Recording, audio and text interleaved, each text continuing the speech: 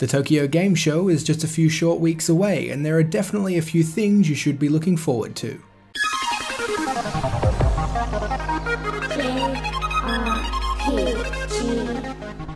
Most of the big names have announced their lineups for the show. Some of them have quite a few open slots, and there has been some teasing by a few developers. Before we move on, I have to point out that the announcements actually made at the Tokyo Game Show are obviously focused at the Japanese market.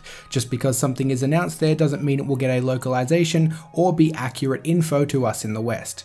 But publishers will often line up worldwide announcements to somewhat coincide with their announcements at TGS. We might get a Japanese release date announcement at the show, which will be followed shortly after by the international branches of the publisher revealing the Western release dates.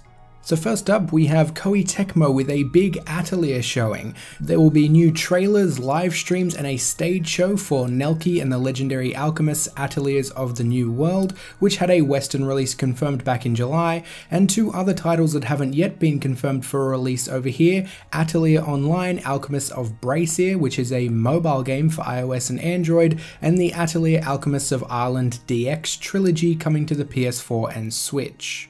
Nelky and the Legendary Alchemists will also be playable at the event, and it wouldn't surprise me if we get a release date for Nelky or announcement for the Ireland trilogy in the West around the time of the show.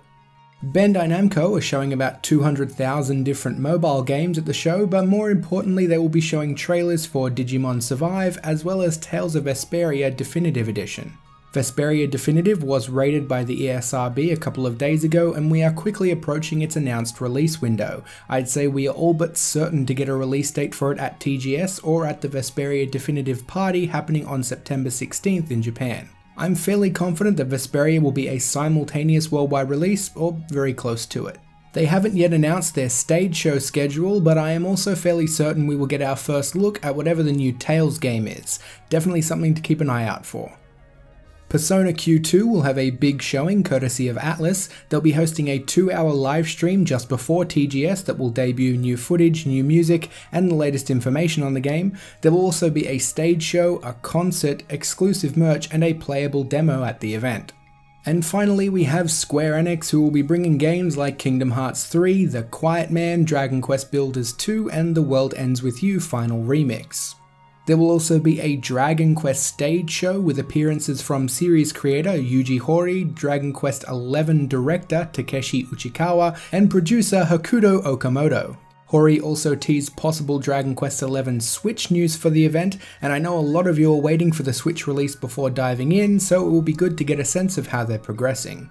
Square also have 4 placeholder time slots that simply say to be announced. It's possible they might have a few surprises up their sleeve. And that's about all for now. There are a ton of other games being shown at the event, and not everything has been announced just yet, but these were the big ones that stood out to me. Is there anything you're hoping to see at the Tokyo Game Show? Let us know in the comments. Thanks for liking, subscribing, and sharing, and I'll see you all soon.